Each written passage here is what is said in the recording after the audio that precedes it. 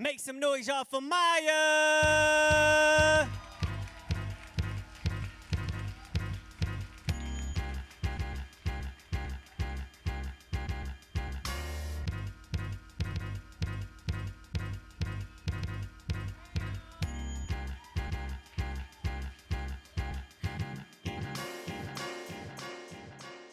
I'm Maya.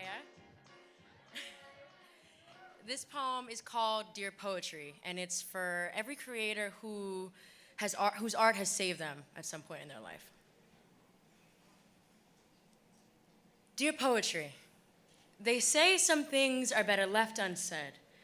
Try telling that to a woman who strings poems like pearls around their neck, who carries poetry inside of them the way a mother carries a baby in her womb. That baby is your poetry.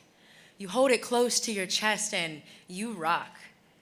You rock until that baby quiets down, but she's never really sleeping. Sometimes she wakes you in the middle of the night crying, "Mommy, I'm hungry. Feed me."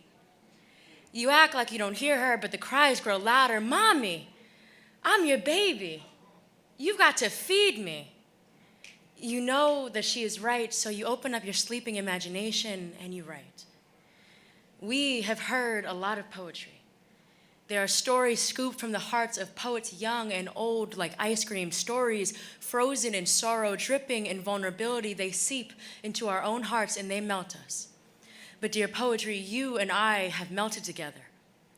You know how I felt when I decided to first take my abuser to court. I know you're the first one who believed me before I spoke, before I prayed to God for any sort of justice. We know there are some communions so holy, we have learned it is better done in silence, so this moment of silence is for you. For when my body was nothing but a mass grave of fear and obligation, you took my hand, caressed it gently, and said, "I am here when you need me.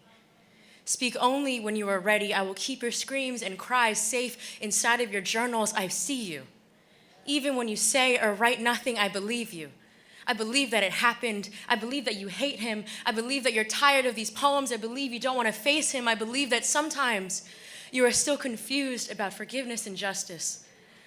But as you're getting ready to ease on down this road out of college, aka the real world, I hope you find your emerald city, and when you do, I hope it is everything you hope it will be.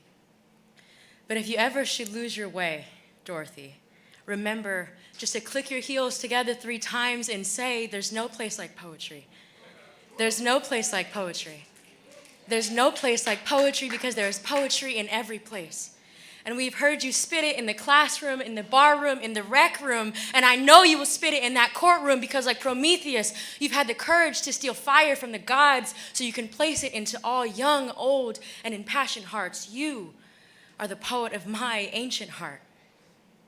So dear poetry, though there may be some things better left unsaid, thank you isn't one of them.